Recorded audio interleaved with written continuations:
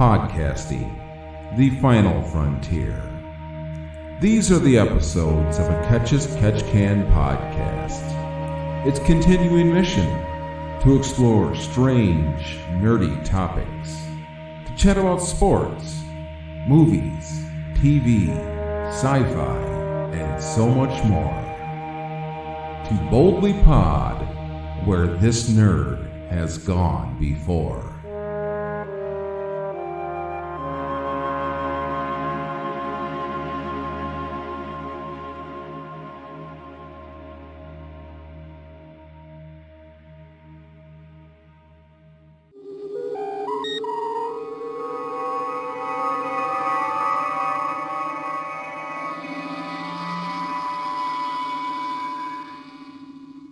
Now, just about every fan or person who has watched Star Trek knows the name Gene Roddenberry.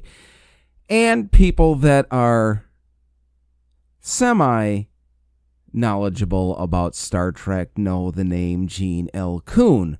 But there was a trio of people for that original series that had the biggest hands in creating what has become the Star Trek universe. I mentioned Gene Roddenberry, the creator of the whole thing.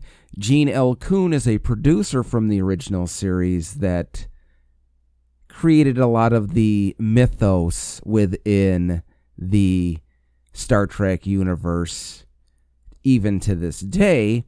And a third person, whom unfortunately we lost this past week, was writer and producer DC Fontana.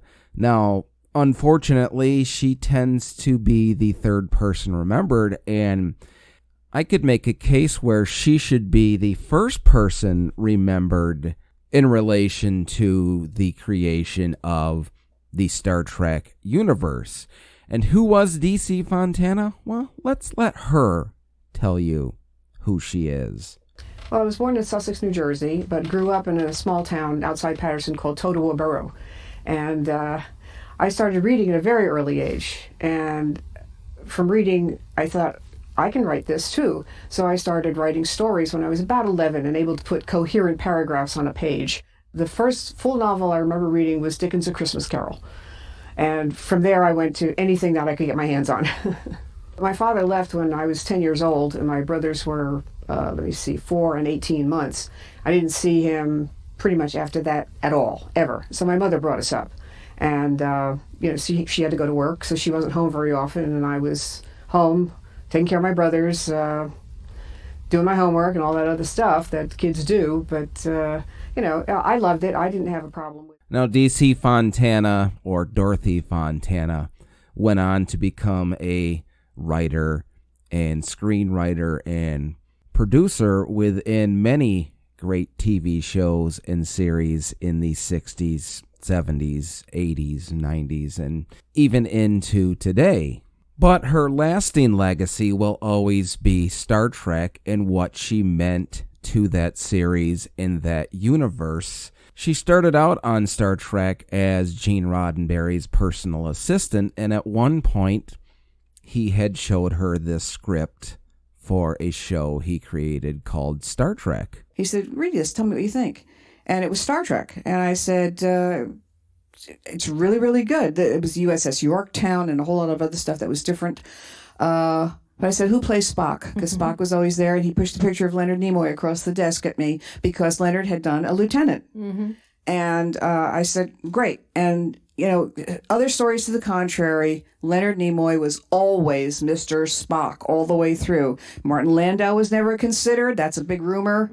I want to put it to rest. No one else was ever considered. It was always Spock. It was always Leonard Nimoy. So as Star Trek became a series, she was sort of the right-hand woman to Gene Roddenberry and eventually involved into a script writer and story editor on this series, and she had a big hand in the creation of Star Trek, the original series. Well, on Star Trek, after the first year, and I was story editor. I went down and I talked to every one of the actors and said, you've been living in this skin for a year now. What have you learned about this character? And I wrote it down. And then I put it in the Bible with Gene Roddenberry's approval. But that was where Joanna McCoy came along, Dr. McCoy's daughter, because I suggested, how about if he has a son? She says, how about if he has a daughter? Okay, cool. So as you can see, even though a lot of people, especially in the 60s, didn't really realize who DC Fontana was, she had an integral hand or part or mind, if you will, into the creation and the evolution of the show and the universe that was Star Trek. Now, it wasn't the only thing she did for Star Trek, meaning the original series. She also was a producer and major creative force behind Star Trek, the animated series in the early 1970s. Now, I always remember an old interview with her about the animated series, and I couldn't find it on YouTube, but essentially she had stated that they were really excited about doing the animated series because it opened up so much more science fiction possibilities in the 1970s that they couldn't do in live action shows because of the limitations of television special effects and whatnot. So she was instrumental in creating a lot of the mythos around and about the Star Trek universe. A lot of the Vulcan mythos is created or cultured by DC Fontana. But the original series and the animated series aren't the only things she had to do with creating the universe that is Star Trek. She wrote a lot of novels within the Star Trek universe and even had a little bit of a hand in some of the stories revolving around Star Trek: The Next Generation. Now, Star Trek wasn't the only thing that she wrote scripts for. She wrote for shows like The $6 Million Man and other shows in the 1970s and 80s. So she had a very affluent career as a creative force and writer in Hollywood. Well, I've always felt, you're working on a show and some outside writer comes in and tells you the story you never thought of because you're so close to all the material and the characters that you never thought of that one. Mm-hmm. And that's how I made my career. A lot of times I came in and told them the story they didn't think of. And, okay, let's do that.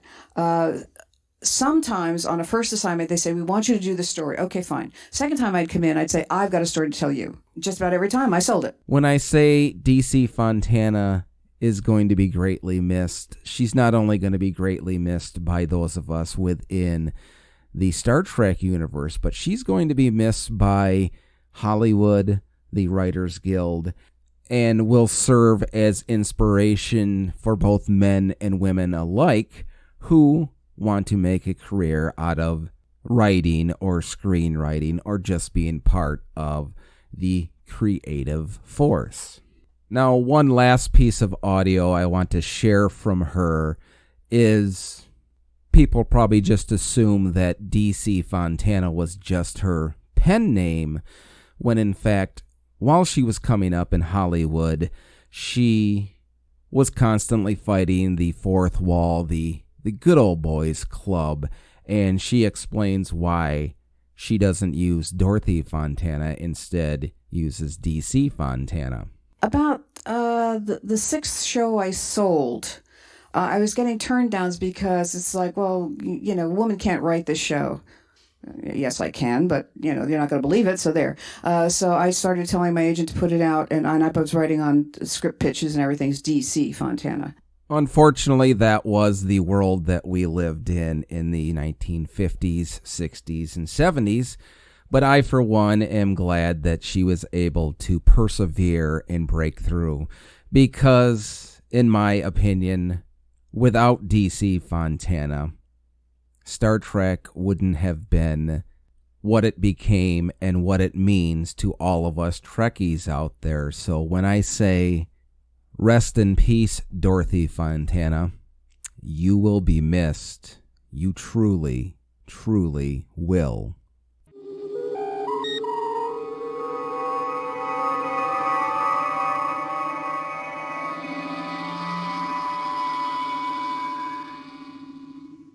Now, I don't want to sit here behind this microphone and make it appear as though I feel I have my finger on the button of anything or everything when it comes to society or anything in general for that matter, but there is one thing that I have a fair amount of confidence in thinking that I am, and that is somewhat observant of certain patterns and whatnot when it comes to certain things. And that entire sentence sounds a bit convoluted and confusing, but what I mean by it is I notice sort of when people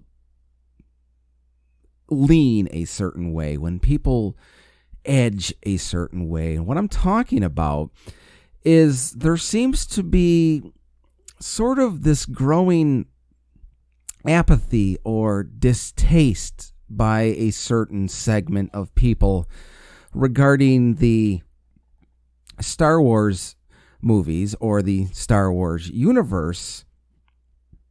And it sort of kicked off with, the prequels from the late 90s and early 2000s, and has really grown into this new thing, into this fever pitch, if you will, within this last trilogy, to and including the one-off movies, if you will, the Solos, the Rogue Ones, etc., etc., etc.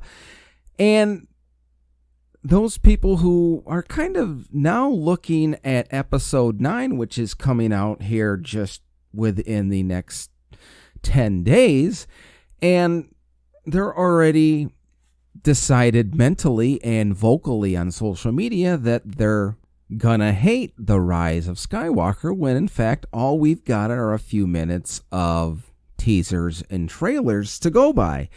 And I guess my question is are you basing this negativity, this hatred, on the fact that you didn't like the Last Jedi, that you didn't like Rogue One or Solo or The Force Awakens? Or, and hang with me here for a second, these same people seem to be very much infatuated with the new Disney Plus program, Star Wars The Mandalorian. And well, I guess I'm posing a question to those people that are so negative about the Rise of Skywalker. Is The Mandalorian more along the lines of something that you loved with the original trilogy, episodes 4, 5, and 6, for those of you out there that aren't aware of what the original trilogy is, but I digress. Is The Mandalorian something more along the lines of that, something you loved more so than the prequels, episode 1, 2, and 3, or this last trilogy, including Solo and Rogue One? Or do you just flat out can't stand this incarnation of Star Wars, whether it be The Force Awakens to and through the coming Rise of Skywalker? Now, I will say, and I have said it in the past, so you can go back on previous podcasts and find me saying this, and I still stand by it. I have been and still am a little worried about modern media, the Disney-fying of the Star Wars universe may not be the best thing. And I'm wondering if The Mandalorian is sort of a sign of that to come. And what I mean, or what I meant by those comments, is there was something to the original trilogy and even the prequels where you got a movie and then you had to wait for 2-3 years before you got the next chapter. So the the anticipation grew, the love grew, the study of those movies grew. So you had to wait. And in this day and age of, shall we say, instant gratification, there's constantly something new coming out, whether it be every week with The Mandalorian, or every year with an offshoot movie, or all the cartoons and all of the comics and books and whatnot that are released and at everybody's fingertips. So is that what it is? Is that why people are getting so down and expecting so little? Is the universe that was so meaningful, so precious to us, getting watered down with everything that's being released today? Or do people just soak it all in and love each and every moment of the Star Wars universe? I don't know. That's a question I'm posing to all of you. So far, I have really enjoyed The Mandalorian through the first 5 chapters of it. And I also am really looking forward to The Rise of Skywalker. Now, I did have some issues with The Last Jedi, but that's neither here nor there. I mean, we all had issues with certain aspects of the prequels, and some people still have issues with the original trilogy, specifically the Return of the Jedi and that whole thing. So there's always been a little bit of negativity within the Star Wars universe, but it just seems like The Rise of Skywalker hasn't even been released yet, and people are already washing their hands of it. And I'm curious whether you just think the universe is getting too saturated with Disney Plus and The Mandalorian and the Clone Wars and all the cartoons, or if you're just sort of getting tired of the Star Wars universe. If you have any thoughts about it, let me know on Facebook or Twitter at Too Boldly Pod, and maybe we can revisit this in a couple of weeks after The Rise of Skywalker hits theaters.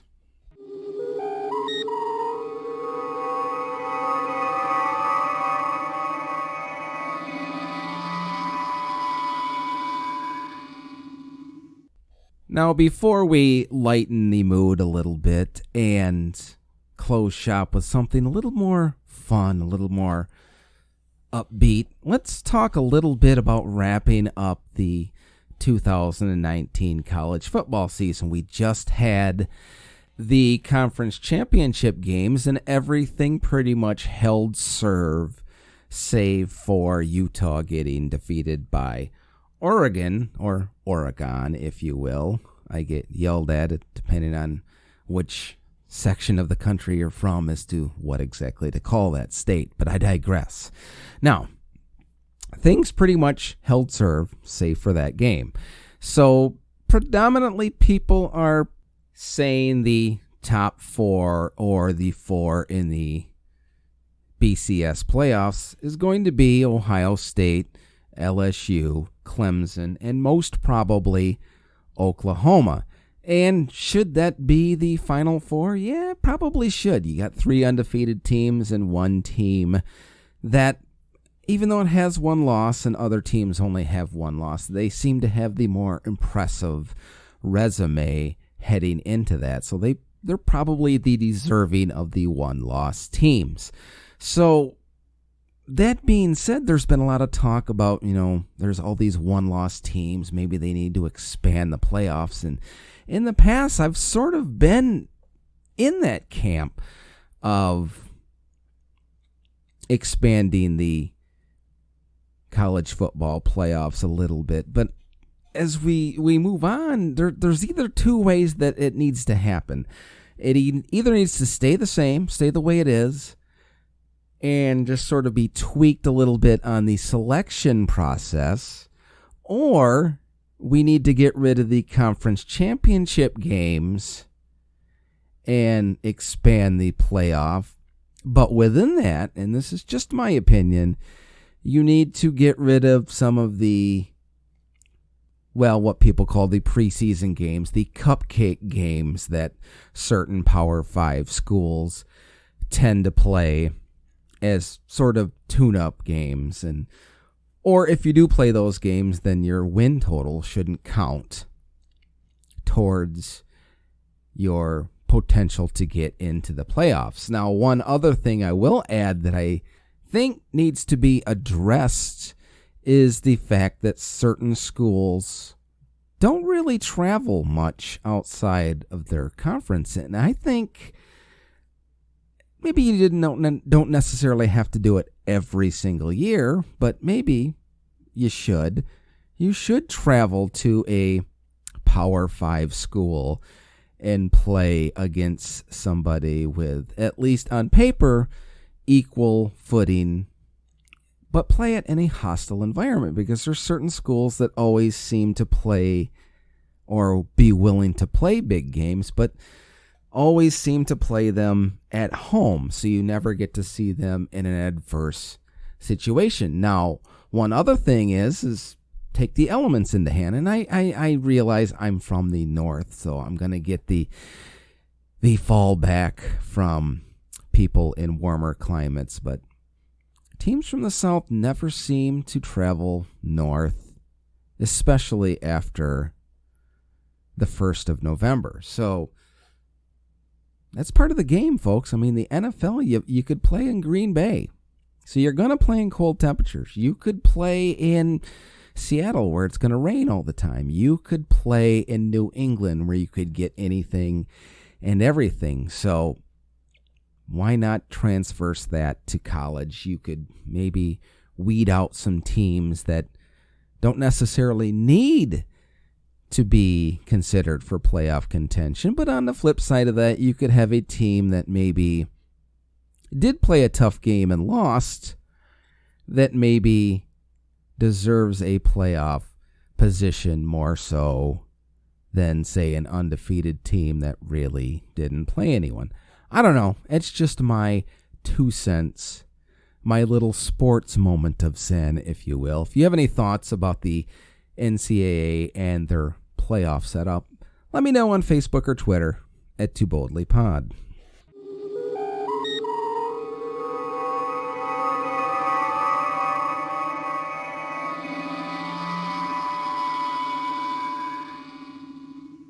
Now, NBC recently had a story, a study that claimed that 3/4 of all Americans now live within 5 miles of a... And before I finish that sentence, I took that opening line and went to social media to offer a Too Boldly Pod question. 3/4 of all Americans now live within 5 miles of a blank, and said they must be specific. Got a lot of great responses to that. Deb said McDonald's. Chris said dollar store. Debbie said Starbucks. Marlene said Rite Aid. Doug said sex offender. Craig said their mailboxes. Andy said beach. Dave said a wormhole. Dennis said a veteran. Mark said an asshole. Paul said Walgreens. Scott said Dollar General. He also said Walmart. Kate said she will vote for Starbucks. Janet said Dollar General. Doug said Dollar Store. Dawn said a moron. Kurt also said an asshole. Terry said Walmart. Noreen said Walmart. And John said a liquor store. Now, a few of the people that replied did give the correct answer, and let's just put it this way. 3/4 of all Americans now live within 5 miles of a Dollar General.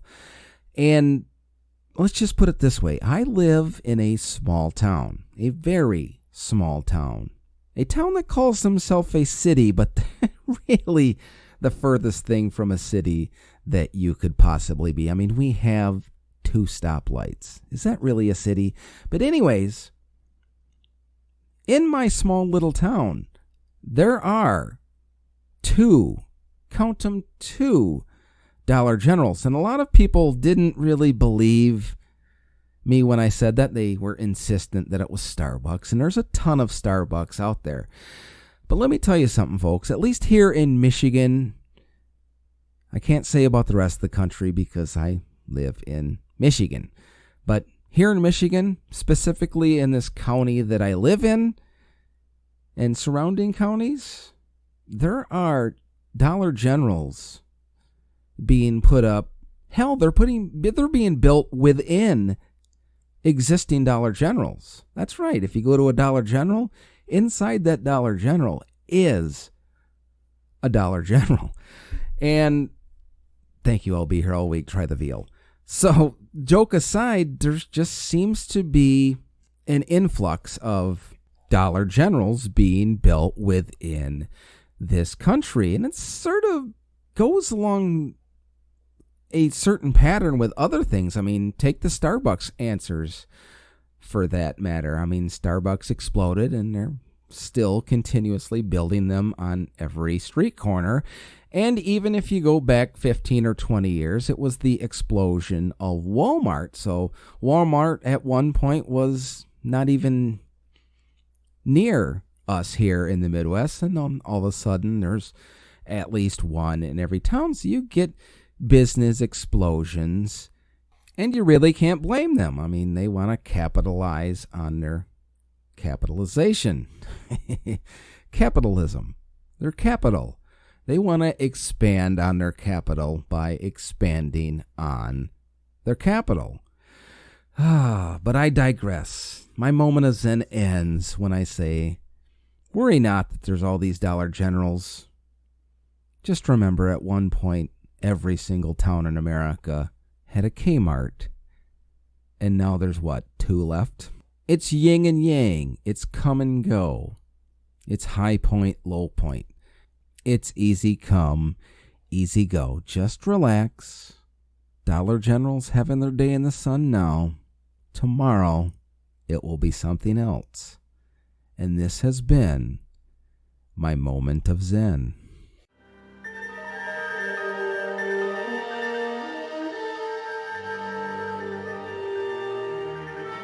If you have any thoughts about the topics discussed on today's podcast, let me know on Facebook or Twitter at TooBoldlyPod. And until next time, may you live long and prosper.